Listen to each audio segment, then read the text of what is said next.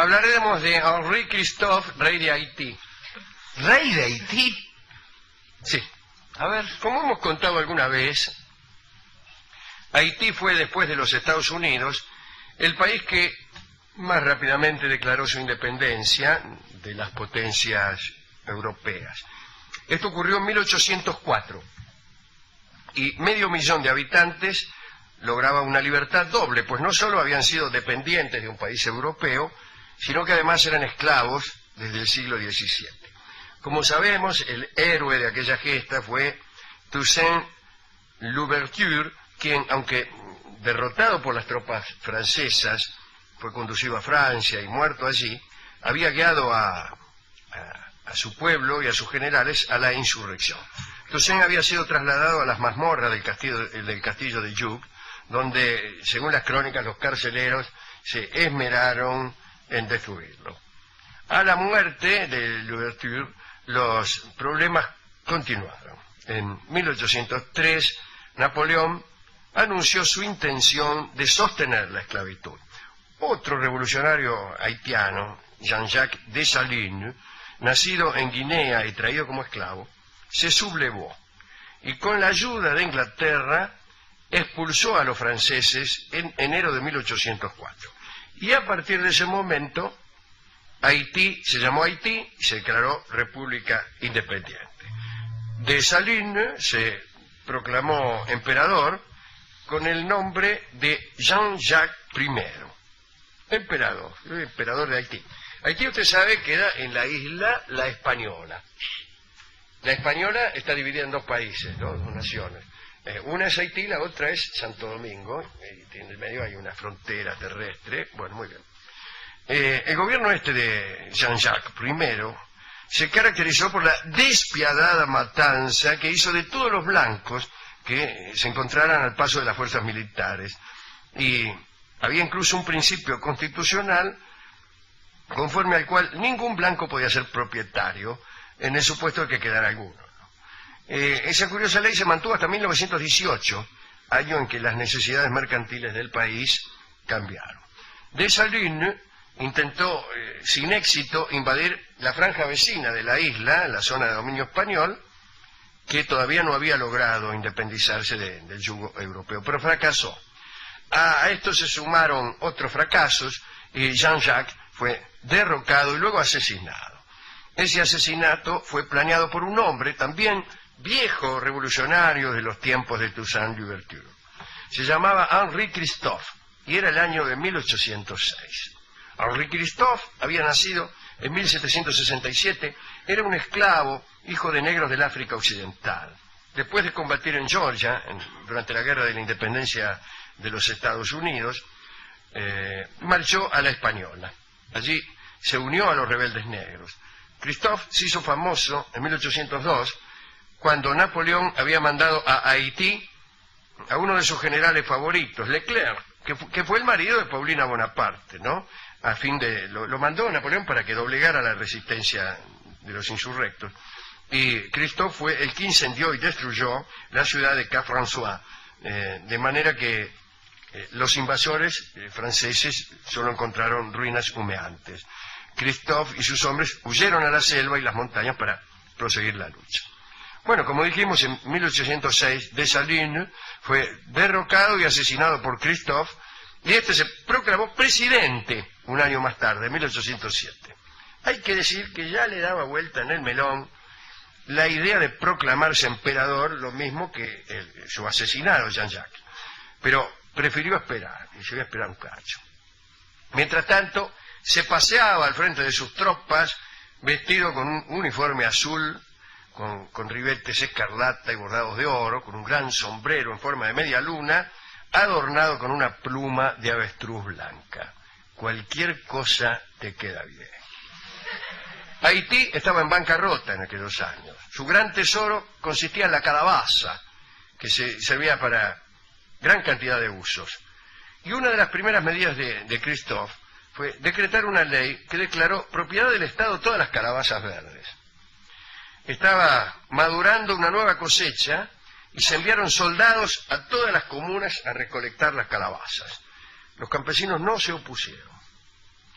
El caso fue que el ejército recolectó 227.000 calabazas con las que el presidente formó el Tesoro Nacional y le confirió un valor determinado a cada unidad.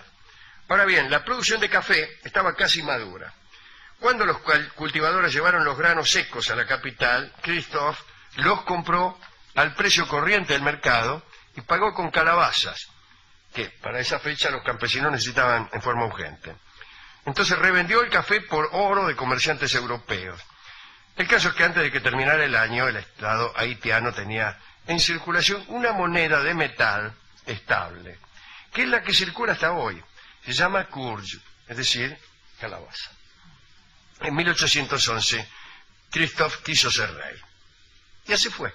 Firmó un decreto que lo tenemos aquí. Es el decreto original. El decreto original. La verdad que bien conservado. ¿Sí? El presidente Henri Christophe es proclamado rey de Haití con el nombre de Henri I, en carácter hereditario para los descendientes varones, con exclusión de las mujeres. Ya está. Henri no sabía escribir. Aprendió, eso sí, a escribir su nombre y apellido, a dibujar el nombre y el apellido para firmar los decretos. Si no, imagínense, no podía ni siquiera ser rey. El 2 de junio fue consagrado con una corona de oro puro y un cetro de piedras preciosas. La ceremonia se llevó a cabo en una flamante catedral con asistencia de la reciente nobleza que su majestad había creado. 4 príncipes, 8 duques, 22 condes, 37 varones y 40 caballeros. Como hemos dicho alguna vez, entregó títulos de nobleza según el oficio o la necesidad del beneficiado. Así, el dueño de la fábrica de jalea fue el duque de la mermelada. El propietario de los limonares fue el conde de la limonada. Y la lista de la nueva aristocracia tenía títulos sorprendentes que incluían también características personales: el duque de las mejillas rosadas, el varón de la nariz, y así. El rey hizo construir un maravilloso palacio que llamó Sanssouci, que es un lindo nombre para salón de baile, medio tramposo. La Cámara Real imitaba la de Luis XIV en Versalles, ¿no? Pero bueno, parece que realizó una formidable labor de estadista. Ordenó la economía, se ocupó de las obras públicas, impuso un eficiente sistema educativo e incluso introdujo rígidas normas de trabajo con el llamado Código Henri. Bajo su majestad, todo haitiano estaba obligado a trabajar desde el amanecer hasta las 8, con 2 horas de descanso al mediodía. Pero todo esto está bien, pero Henri era además un tirano, eso sí. Un campesino, por ejemplo, fue sorprendido 2 veces por el rey en una posición denigrante para la severa legislación nacional. Estaba durmiendo. ¿Y qué pena severa? Sí, la holgazanería dentro de los horarios de trabajo era una falta grave. Entonces, desde una colina cercana, el rey lo había descubierto, ya por segunda vez durmiendo, gracias a un catalejo de bronce que tenía él.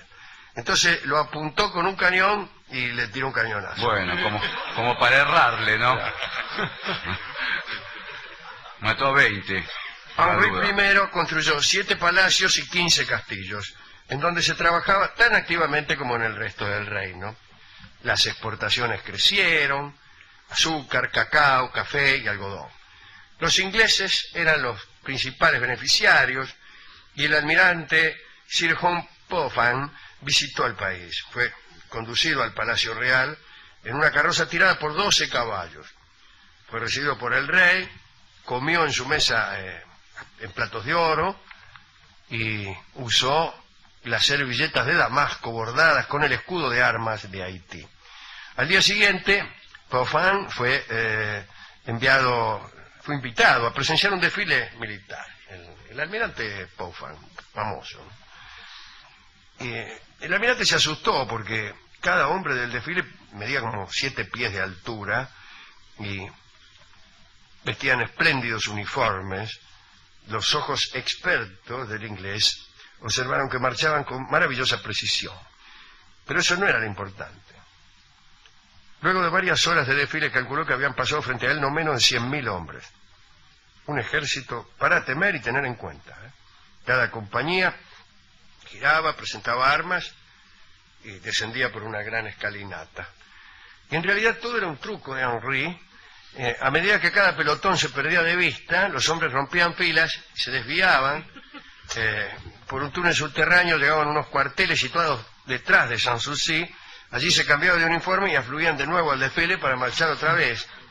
Y por delante de Pofan habían pasado 100 veces los mismos 1.000 hombres. Extraordinario. Eran 1.000. Bueno, cuando Napoleón regresó de la isla de Elba en 1815, le propuso a Henri una alianza, un ofrecimiento que el rey rechazó con desdén porque las cosas habían cambiado. Pero en su gobierno también habían cambiado porque la corrupción era ostensible, las normas de trabajo eran demasiado rígidas y empezaron las conspiraciones. El capellán de la corte, un sacerdote francés de nombre Brel, fue descubierto en una de estas conspiraciones y lo decapitaron. Poco después, Henri tuvo un ataque fulminante y quedó paralítico. Imagínense, se armó un nuevo complot. Si aprovechemos ahora que... Y el duque de la Mermelada, recién mencionado, de la Marmelade, que había sido enviado a trabajar a una lejana fortaleza junto a criminales comunes, en castigo por haber sido sorprendido sin trabajar, bueno, encabezó otra conspiración. Los amigos del rey huyeron, otros cambiaron de bando, y viendo la que se venía, fue prudente Henri y encargó justamente al almirante Popham que le depositara un tesoro en las arcas de Londres para resguardar a su familia. Hasta que un día de 1820, Henri Christophe I se pegó un tiro con una bala de oro. Y así termina su historia, naturalmente. ¿Le gustó? Muy interesante. Sí, no sabía lo de... Bueno, lo de la moneda tampoco. Estuvimos, desde luego, en la discoteca, le contamos esta historia al discotecario. Es una historia interesante. Tangos haitianos no hay registro alguno. No. Pero al final me dio un lindo tanguito de John Pereira que se llama El Africano. Ajá. Y que es interpretado por los muchachos de antes. El africano, ¿por qué provenían de allí? Todos los esclavos que habían sido raptados por barcos negreros durante 4 siglos. Muy buena agrupación los muchachos de antes. Los muchachos de antes, y con Panchito Cao, que era un clarinetista de jazz. Horacio Malvicino. Horacio Malvicino era guitarrista y el Nicolini fue el primero de los contrabajistas. Gente de jazz. Sí. Bueno, escuchamos entonces El Africano por los muchachos de antes.